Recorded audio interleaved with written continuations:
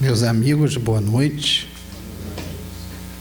Que Jesus nos ampare nessa bela noite de segunda-feira. Nós vamos conversar hoje sobre algumas questões, 3 questões do Livro dos Espíritos, que estão no capítulo intitulado Penas e Gozos Terrestres. É um capítulo em que Kardec, os Espíritos, dissertam sobre as provas, as expiações que nós passamos aqui na Terra, e também as felicidades, os gozos, os prazeres. As questões de hoje, especificamente, vão falar sobre a perda dos entes queridos.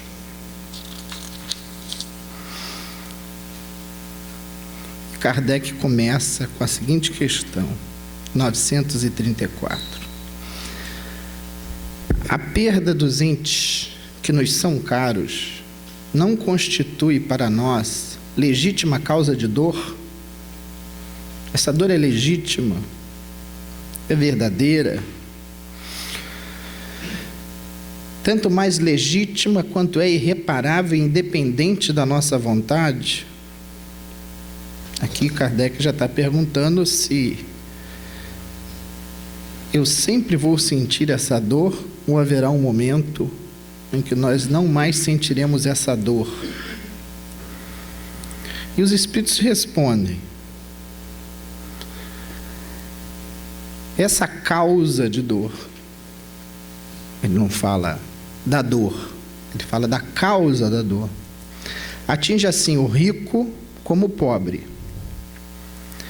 representa uma prova ou expiação, e comum é a lei. Tendes, porém, uma consolação em poderdes comunicar-vos com os vossos amigos pelos meios que vos estão ao alcance, enquanto não dispondes de outros mais diretos e mais acessíveis aos vossos sentidos.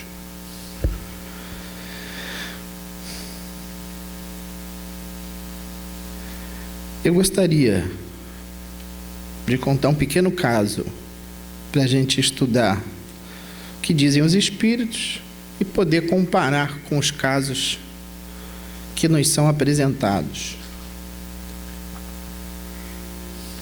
No livro Entre a Terra e o Céu, psicografado pelo Chico Xavier, escrito pelo André Luiz, nesse livro praticamente a história começa com uma prece que uma jovem chamada Evelina faz para sua mãe que está desencarnada. A mãe se chama Odila. A filha está muito preocupada com o segundo casamento do pai, Amaro, casado com Zulmira.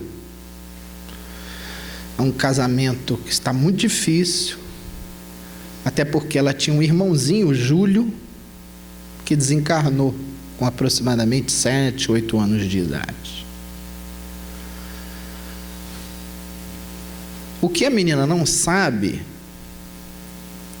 é que parte da problemática vivida pelo casal, o Amaro em segundas núpcias, tem como causa um processo obsessivo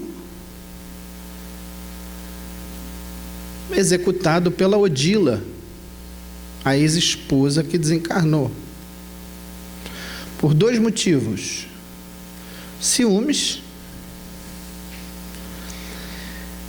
e por um ódio mortal pela morte do filhinho. Vamos entender como Júlio desencarnou. A Zulmira percebendo que o pai dedicava boa parte dos seus sentimentos para os dois filhos, o Júlio e a Evelina, em alguns momentos imaginava se um deles fosse embora, morresse, desencarnasse. E ela dá uma tropeçada feia, porque eles estão na praia, ela com as crianças, e ela vê o Júlio nadando e indo um pouco mais para dentro do mar, né? Ela percebe o perigo, mas ela não age, e o Júlio desencarna, morre afogado. Juntou o ódio da mãe biológica da criança que estava desencarnada com a culpa. Sabemos que a culpa é uma grande porta para a obsessão. Entretanto, é importante ressaltar que a culpa já é um indício, um sinal de aperfeiçoamento do ser, porque ele sabe que algo fez errado. Há alguns espíritos, o André Luiz relata lá no livro Libertação, que são tão endurecidos, estão há milênios numa situação de grande rebeldia, que sequer sentem culpa. Então não podemos deixar de destacar que a culpa é uma forma da consciência dizer para a gente que ela está desperta. Juntando-se então o ódio da mãe desencarnada e a culpa na mãe, ela implementa um processo obsessivo muito duro. E a prece da Evelina, lembrando aqui, é direcionada à mãe desencarnada. Só que ela não sabia que a mãe estava naquela situação tão difícil de ódio pela outra pessoa. E o Clarencio chama esse tipo de prece refratada, né? Ela bate, vamos dizer assim, usando o nosso linguagem, ela bate na Odila, como a Odila não tem condições de auxiliar, ela vai buscar um outro caminho. Vamos dizer, foi bater lá na porta do ministro lá de nosso lar. E é uma menina que tem um histórico na colônia de nosso lar, está com aproximadamente 13, 15 anos de idade. E a partir dessa prece, todos os espíritos se mobilizam para auxiliar aquele grupo. A gente vê como é importante a prece, mas não é qualquer tipo de prece, né? A prece da menina foi a prece. O mais interessante é que esse livro, para quem quer esclarecimentos sobre a questão de perda de entes queridos, traz muitas informações diretas, outras indiretas. O menino desencarna ainda criança. Ele chega no mundo espiritual e ele é atendido no Lar da Bênção, que é uma instituição que toma conta de crianças. Mas, Gustavo, a criança, quando desencarna, ela não assume a clareza, a lucidez do ser adulto. Depende da evolução do espírito. Peguemos um outro caso. No livro Nosso Lar, a dona Laura, mãe do Lísias, há um momento em que ela reencontra o marido. O marido já reencarnou, está com 3 anos de idade. E durante o desdobramento, não é um espírito ingênuo, é um espírito com muitas condições, muitas conquistas, ele, durante o desdobramento, ele vai até nosso lar, apresenta numa forma adulta e conversa com os familiares. Vejam, um espírito que reencarnou está com 3 anos de idade aproximadamente. Então isso vai variar da evolução do espírito. O Júlio, por ter um passado bastante difícil, que eles explicam ao longo do livro, está lá sofrendo muitas dores. Ele tem uma ferida na glote. É um grupo, esse grupo familiar é um grupo que tem um passado muito complicado na Guerra do Paraguai. E por um se envolver com o outro e tal, o Júlio, naquela época, tenta tirar a própria vida ingerindo material tóxico. Ele não conseguem salvá-lo, mas depois ele consegue tirar a própria vida se jogando num rio, morrendo afogado. Ele está então no mundo espiritual. Ele iria desencarnar em tenra idade, porque ele precisa passar por esses processos de reencarne e desencarne para corrigir essa ferida. E uma das coisas mais bacanas, na minha opinião, desse capítulo, No Lar da Benção, é que as mães, eles se referem às mães, mas eu acredito que os pais também estejam inclusos, né? Quando devidamente resignadas, se não resignadas, mas obedientes, porque sabemos que a resignação é o consentimento do coração diante da prova, da dificuldade. A obediência é quando a gente está ali ainda com aguilhão, mas a gente obedece porque a gente sabe o que tem que fazer, é o consentimento da razão. As mães que se resignam ou obedecem, têm durante o desdobramento autorização para irem até o lar da bênção e segurar seus filhos no colo. Olha que coisa fabulosa, né? Antes do Espiritismo a gente não tinha essas informações. E eles colocam que o espírito da mãe, do pai, por extensão, acordam com uma sensação de tranquilidade, de alívio, porque a gente sabe que não é fácil perder um ente querido. É uma dor que existe, mas que quando nós, então, resignados e obedientes, a gente tem acesso a essas pessoas. O Júlio continua. Ele reencarna como filho do mesmo pai, e agora como filho biológico da Zulmira. E com poucos anos de idade ele também desencarna, salvo engano, por uma pneumonia.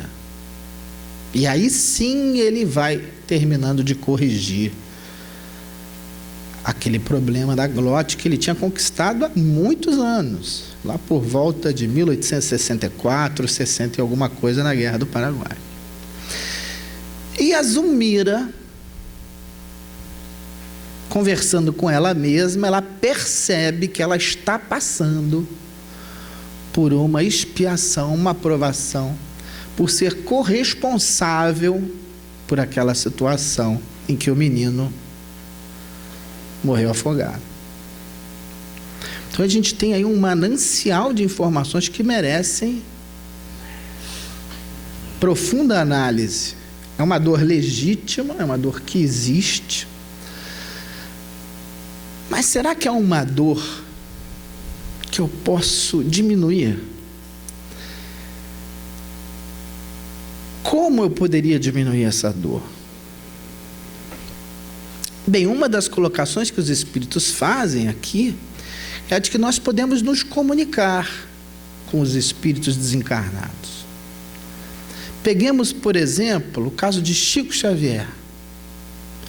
as mães de Chico Xavier. Quantas cartas foram escritas por Chico Xavier, levando um pouco de consolo às mães e aos pais. Aí nós estamos falando de uma comunicação quase que direta. O Espírito comparece, ele escreve, chama pelo nome. Eram reuniões bem diferentes dessas aqui. Por questões óbvias, o objetivo era outro. Era um entra e sai. As pessoas chegavam, ninguém falava nada para o Chico, e o Chico, de repente, fulano de tal, aí a mãe estava lá, assistindo.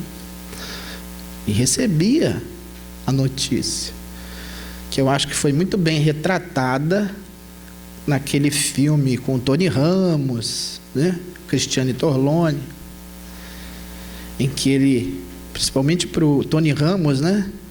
Ele traz informações de quando, se eu não me engano, o pai do Tony Ramos estava em coma, né?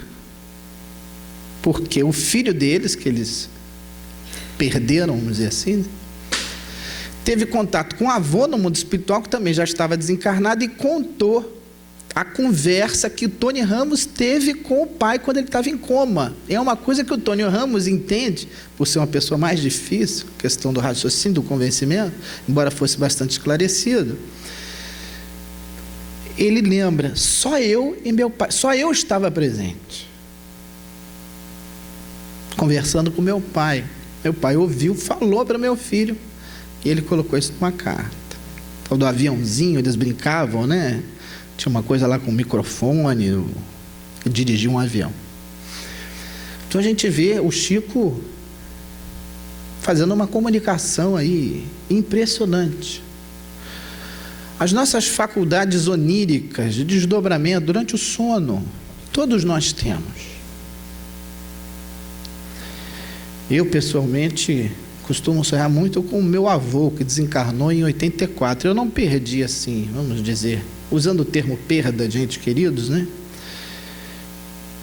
Assim, uma pessoa mais próxima que teria desencarnado teriam sido os meus avós, meus pais, minhas filhas, irmãos, então estão todos encarnados. Então eu não saberia dizer como eu reagiria numa situação como essa. Sempre tivemos gatos na nossa casa. Os gatos desencarnam. A gente dá um jeito dos gatos retornarem para o corpo físico, para a natureza. Enterra-os na casa que a gente morava. A minha esposa tem muita dificuldade. O gato agora desencarnou, né? Tem alguns meses, né? Estava com câncer. O nome dele é Bujinga. E muito interessante que por volta de 1, 2 horas da manhã eu já percebi que ele não estava bem. Eu já presenciei alguns desencarnes de animais, né? Alguns que consumiram chumbinho, né? Eles ficam todos durinhos, né? Uns a gente conseguiu salvar antes, outros não. E de manhã cedo eu falei, vou acordar antes, porque eu não quero que as meninas, eu tenho uma de 3 e uma de 5, vejam o gato nessas condições. E o bichinho já estava durinho. Aí eu acordei minha esposa. Patrícia, olha, o Bujinga foi. De acordo com os espíritos, eles já reencarnam automaticamente.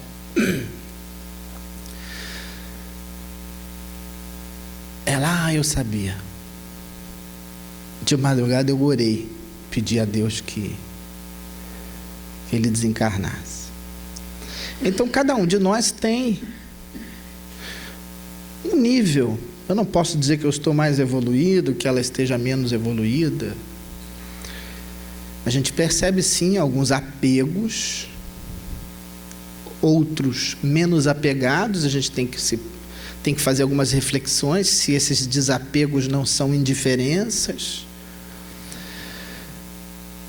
Mas eu acho que, independentemente da situação em que a gente se encontre, os exemplos que a gente vai vendo de pessoas na nossa vida são marcantes.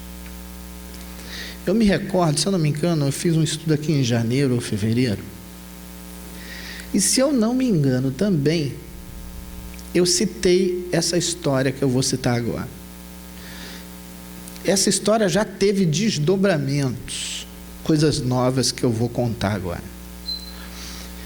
Vocês devem se lembrar, saiu na mídia em janeiro ou dezembro, janeiro deste ano ou dezembro do ano passado, um jovem com seu pai estava a caminho da região dos Lagos. E na altura de São Gonçalo, eles estavam, já não me lembro o carro, mas vidros muito escuros, eles foram fuzilados. O menino tomou um tiro na cabeça e desencarnou. Era meu aluno, conheço a família, o Jorge e a Valéria, mães do Daniel Doutel. Impressionante que a perícia da polícia verificou que eles não sabiam dizer como aquele carro tinha sido conduzido até o hospital, porque era impraticável, o carro não tinha condições de andar. Eles são evangélicos, não são espíritas, são evangélicos. O pai é médico e o pai disse: eu não sei de onde eu tive forças para ver o meu filho com parte da cabeça machucada, praticamente retirada, e ainda dá assistência ao meu filho. Ele ainda ficou encarnado alguns dias. E a coisa mais impressionante foi ver essa família no velório do menino. Nenhum tipo de rebeldia contra Deus, cantando os seus louvores, como eu já vi em diversos velórios de companheiros espíritas, cantando as músicas espíritas. Houve lá um pastor que disse algumas palavras, em nenhum momento clamando por justiça dos homens, né? Pelo contrário, pedindo que nós orássemos pelos rapazes que fizeram aquilo. Essa é a verdadeira postura do cristão.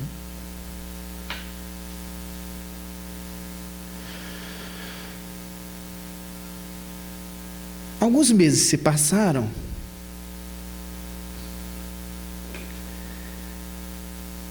e a Melissa, a filha mais velha da Valéria, também desencarnou.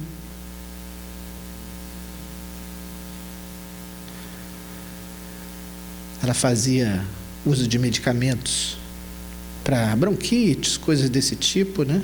Teve um ataque cardíaco fulminante e desencarnou. O Daniel era meu aluno, que era o filho mais novo da Valéria. A Mariana, está no 7º ano, também era minha aluna, é neta da Valéria, mãe da Melissa. Valéria, mãe da Melissa, que é mãe da Mariana. Então, Daniel, que era meu aluno, desencarnou. A Mariana, é minha aluna, continua lá, perdeu a mãe há alguns meses. E a Valéria enterrou 2 filhos. Está firme. Está firme. E a gente que acredita na vida após a morte, na comunicação dos espíritos conosco, vamos refletir um pouco. É possível que surjam sentimentos de rebeldia. É possível que eu sinta raiva, que eu queira fazer justiça com as próprias mãos, mas eu sei o que eu tenho que fazer. Onde nós virmos terror, a gente tem que plantar compaixão. Porque, em verdade, é isso que o outro ser precisa. Há um caso belíssimo, de uns 2 anos atrás, que aconteceu na Flórida. Um rapaz, um homem chamado James Rhodes, entrou numa loja de conveniência.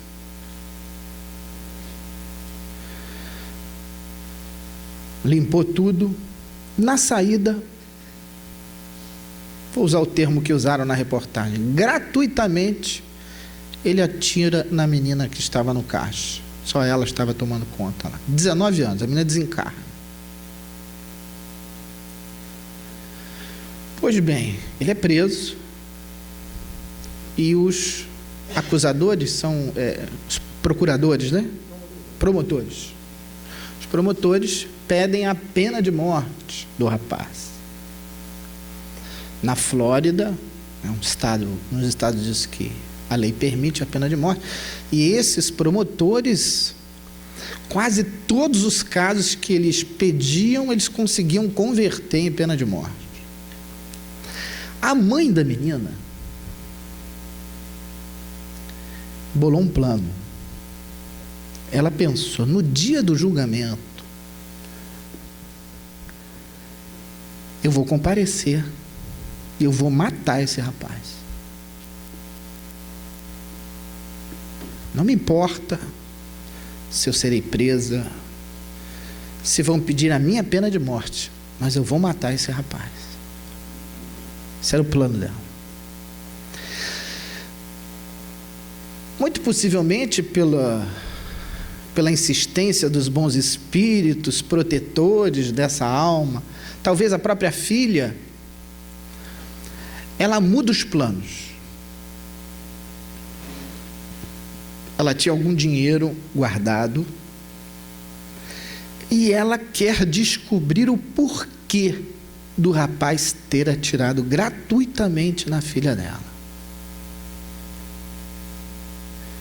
E ela contrata um investigador particular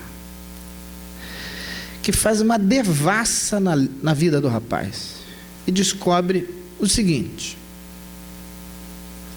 o rapaz foi abandonado pelos pais. Ambos eram drogados.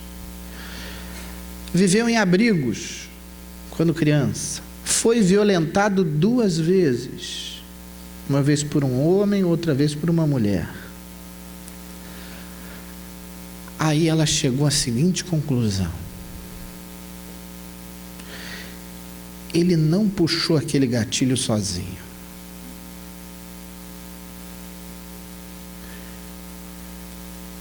Ela, que era uma das testemunhas chaves da promotoria, mudou de lado para desespero dos promotores. E conseguiram não a absolvição do rapaz, mas não aplicar a pena de morte. Não me lembro se foi prisão perpétua ou foram muitos anos, enfim. E ela começou a se corresponder com o rapaz por cartas. O rapaz se arrependia muito, pedia muitas desculpas a ela. E ela dizia: eu acho que nessa hora a gente precisa ser muito sincero com a gente. Ela dizia: eu tenho raiva de você. Ela conhecia os próprios sentimentos. Mas eu estou me esforçando para não ter mais raiva de você. Essa é uma das definições do verdadeiro espírita, que é eu identificar aquilo que não está certo em mim e me esforçar para transformar isso, porque se eu me esforço, com o tempo eu mudo, eu avanço, eu progrido. Essa é uma coisa muito linda de se ver numa pessoa que sequer era espírita. Isso é muito importante para a gente entender. Não vou ficar aqui colocando panos quentes na situação. Ah, não, te perdoo, está tudo certo. Algumas pessoas confundem o perdão com a permissividade, não é? Perdoou, a pessoa não precisa mais, vamos dizer, pagar por aquilo diante da lei. Não, não é isso. A gente entende muito bem, os Espíritos falam muito bem. O perdão é importante para mim, principalmente. Que preciso me livrar dessa brasa. O perdão é como uma brasa que eu aperto na mão e aquilo me arrebenta. O perdão não, né? A mágoa, né? O perdão é quando eu solto a brasa. A mágoa, o ressentimento, o rancor são coisas muito ruins que a gente guarda dentro da gente. A gente precisa entender, repito, que se isso está na gente, a gente precisa se livrar. O que eu não devo fazer, o que não seria uma atitude cristã, espírita, é eu saber que eu tenho esse sentimento e alimentar esse sentimento ruim. Isso não é bacana. Isso está indo contra aquilo que a gente conhece.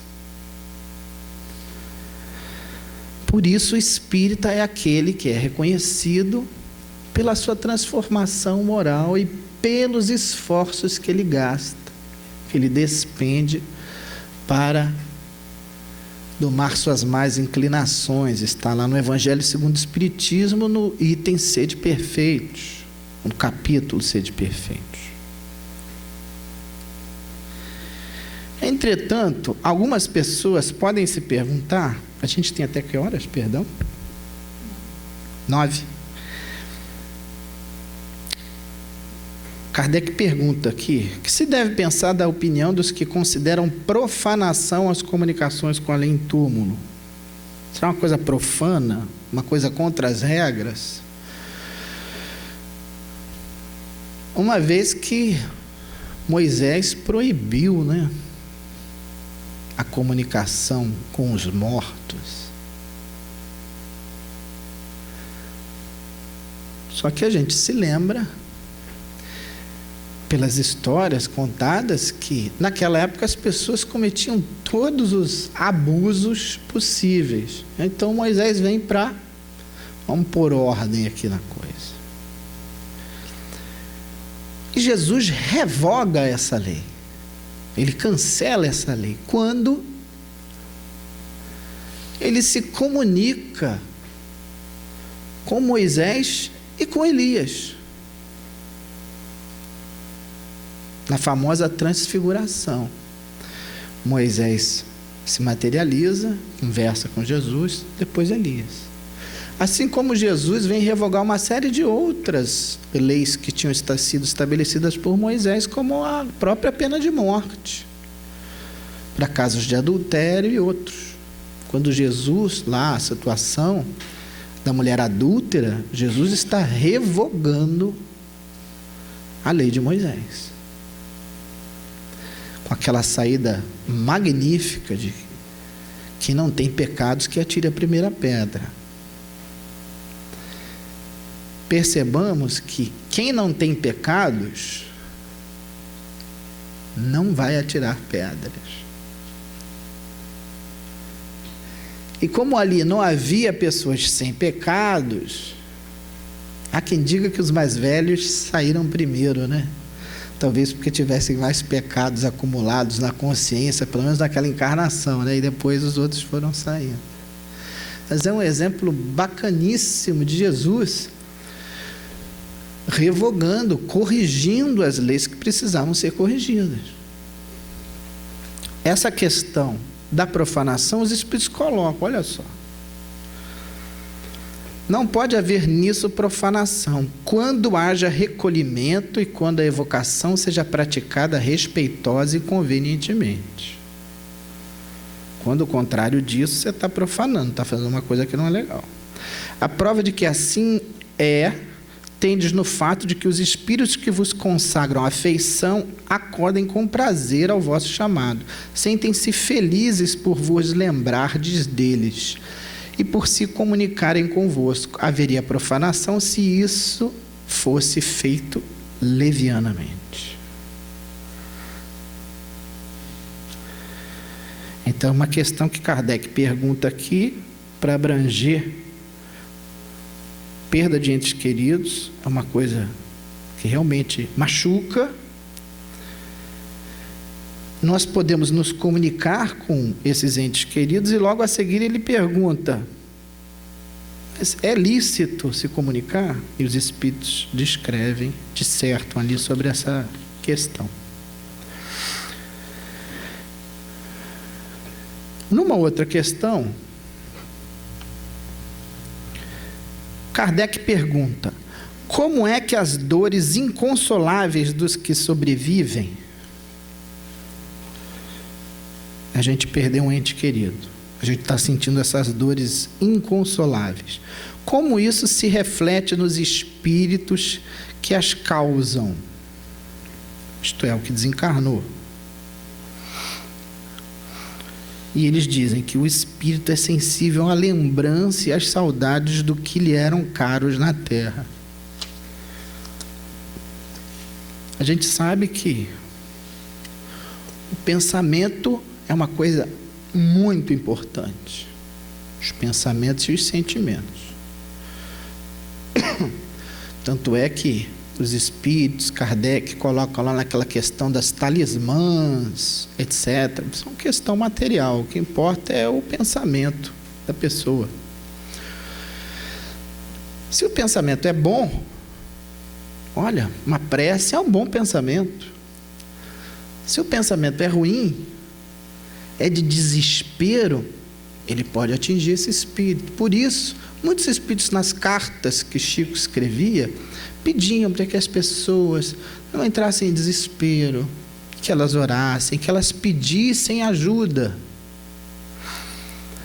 No livro Voltei, escrito pelo irmão Jacó, o nome dele era Frederico Figner, um espírita dedicado, quase 50 anos de espiritismo. Ele é recebido pelo Dr. Bezerra de Menezes, no mundo espiritual. Ele ajuda a fazer o desligamento do Frederico Figner. Ele depois descobre que ele poderia... Ele está numa situação boa, ele não está numa situação ruim. O livro Voltei, vale a leitura. Mas ele percebe que ele poderia estar numa situação muito melhor da que ele se encontrava. E há um momento lá, já no mundo espiritual, que ele começa a ter umas visões da coisa aqui na Terra, encarnado. E aí são parentes que estão ainda numa postura que o desequilibra. E aí, por merecimento, os espíritos então interferem. Ele não sente mais aquilo. O Camilo Castelo Branco, no livro Memórias de um Suicida, fala que quando ele lá na enfermaria, depois de passar pelo Vale dos Suicidas, está lá na enfermaria lá no Instituto Maria de Nazaré, né? Havia um dispositivo, né, vamos chamar assim, né, que ampliava, formava imagens das preces das pessoas aqui na Terra, as preces que as pessoas faziam por ele. E a surpresa dele, ao perceber que pessoas que ele sequer imaginava estavam orando por ele. Ele cita também as preces de alguns grupos espíritas, mas ele diz que só as preces realmente sentidas é que tinham, vamos usar essa expressão, força para chegar lá e serem materializadas, vamos dizer assim, para que ele pudesse vê-las. Então, é importante que a gente trabalhe esse sentimento para que eu não atrapalhe o caminho desse espírito. Vou tentar ilustrar aqui com uma outra experiência pessoal que ocorreu alguns dias atrás.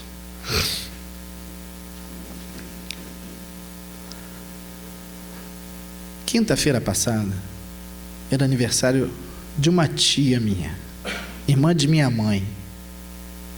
Minha mãe está com 75 anos, a minha tia fez 70. Nós moramos no mesmo edifício. Eu moro no 11º andar, ela mora no 7º andar. Como eu disse, eu tenho 2 filhas, uma delas estava dormindo. Aí eu conversei com minha esposa desceu com a mais velha e foi parabenizar a minha tia, e eu fiquei em casa tomando conta da Joana, a menor. Quando ela voltasse, eu iria lá. De repente, eu ouço no corredor aquele choro, minha filha chorando, minha esposa chorando, elas entram. Minha esposa muito transtornada. Olha, sua tia fez isso, um absurdo e tal. Eu não entendi direito. Calma, o que aconteceu? Ela começou a falar, não, nunca mais eu vou falar com ela, não sei o que. Coisas de família, né? Aí eu falei, não fala assim na frente da Catarina. E aí, ela não aceitou, deixei ela. Me contou o que ocorreu. A Catarina tem um pouco de dificuldades para cumprimentar algumas pessoas. É muito tímida. E eles entraram no apartamento da minha tia. Acho que um tio meu fez alguma brincadeira que ela não gostou. A Catarina tem 5 anos. E a Catarina deu língua para esse meu tio. A minha tia pegou a Catarina pelo braço, sem o consentimento da minha esposa. Colocou-a para fora do apartamento. Fechou a porta. A criança tem 5 anos. Nós ainda não estamos falando de perda de entes queridos. Daqui a pouco a gente chega lá. Aí você vai entrar e vai sair e vai entrar de novo. E a Catarina já chorando, tomou um susto, aquela coisa. A minha esposa, o que ela fez? Saiu, pegou a Catarina e entrou no elevador. E a minha tia saiu e falou, quando a porta ia se fechando assim, eu fiz com ela o que você já devia ter feito há muito tempo.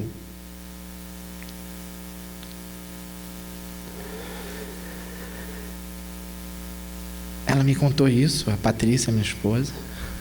Eu pedi que ela vá para o quarto, faz uma prece. Não queria orar. Aí, muito possivelmente porque eu não passei, né? Eu estava mais equilibrado, né? Peguei, vamos fazer uma prece. Não, vamos fazer prece. Começou a sair dos grupos da família no WhatsApp. Não vão mais à festa da casa da sua mãe, se sua tia estiver lá, não sei o que. Aí eu peguei o Caminho, Verdade e Vida, abri uma mensagem, lemos. Depois eu fiz uma prece com ela. E eu me lembrei, durante a prece, de uma passagem que o Chico e o Emmanuel, já não sei quem diz para quem, descobrem que se eu não me engano, um padre que ficava bem em cima do Chico, né? Com críticas e tudo, havia desencarnado. E aí sim eu me lembro, o Emmanuel disse, Chico, vamos orar pelo nosso benfeitor, porque com a insistência dele, nós sempre tivemos que estar mais vigilantes. E aí, durante a minha prece, eu me lembrei dessa passagem, eu pedi a Deus, obrigado pelo Senhor ter permitido que uma pessoa como essa tratasse a nossa filha dessa forma. Ele permitiu, ele não aprovou. Agradeci, como ela sendo uma benfeitora. E aí terminamos a prece. Eu falei, eu vou lá. Mas eu não vou tirar satisfação com ninguém. Eu vou lá, porque eu vou cumprimentar as pessoas. Imagine, não era nenhum momento de querer conversar pacificamente, né? As pessoas estão com os ânimos exaltados. E aí eu comecei a simular algumas coisas. Mas e se a minha tia vier? Olha, sua filha fez isso. Não. E qual é a postura do cristão? Eu vou dizer para ela. Eu não vim aqui para falar sobre isso, eu vim aqui para cumprimentar as pessoas, dar uma boa noite e desejar-lhe um feliz aniversário. Isso aí. Eu prefiro simular essas coisas assim, para na hora eu não agir no impulso, né? A minha esposa não concordou com a ideia, não. Ela achava que eu estava defendendo a minha tia. Eu falei, não estou defendendo. Qual é a postura do cristão? Não é uma coisa agradável. Pelo menos no meu nível evolutivo, não sei se em outro mais elevado talvez a gente não se ofenda, mas mesmo não tendo vivido o que ela viveu, eu percebi que havia alguma ofensa. Eu me fiquei chateado, mas eu não ia. Desci.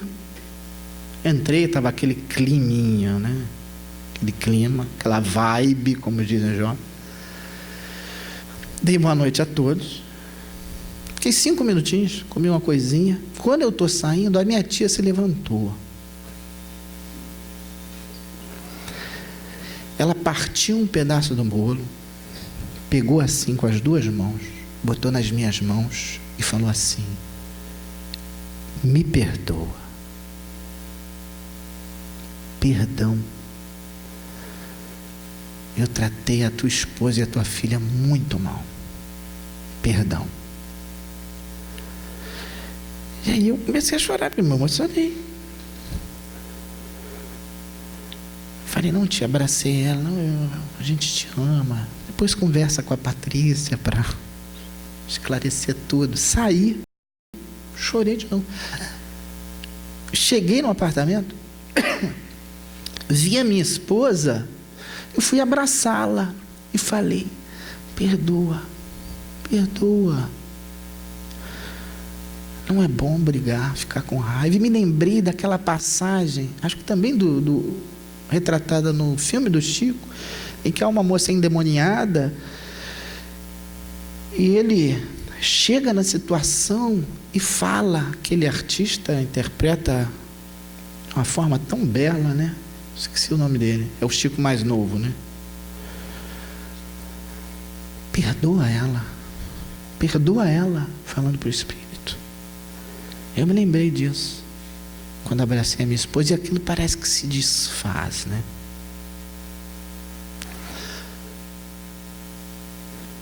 Mas o que será que essa história tem a ver com perda de entes queridos? Houve um momento que eu disse para minha esposa: você se lembra de Joana de Cusa? Aquela que nós homenageamos a nossa filha, a Joana. Você se lembra quando ela estava lá presa ao madeiro com o filho, e as pessoas dizendo para ela: abjura, nega Jesus. O filho olha para ela e diz: mãe, nega Jesus. E ela diz para o menino: cala-te. E aí ela não nega Jesus, taca um fogo. E nesse momento um soldado diz: foi assim que o teu mestre te ensinou a morrer? E ela fala aquela frase belíssima: não, ele também me ensinou a te amar. E aí eu falei com a minha esposa: se aprover a Deus chamar uma ou as 2 das nossas filhas de retorno ao mundo espiritual, eu vou ficar de mal com ele? Eu vou ficar com raiva, com mágoa? Queremos saber a resposta para situações tão difíceis, a perda de um ente querido e tantas outras que a gente poderia imaginar. A resposta ela existe. Como eu irei passar pelas grandes provas e expiações? Basta nós vermos como estamos passando pelas pequenas. A soma das pequenas provas e expiações, a forma como eu reajo a elas,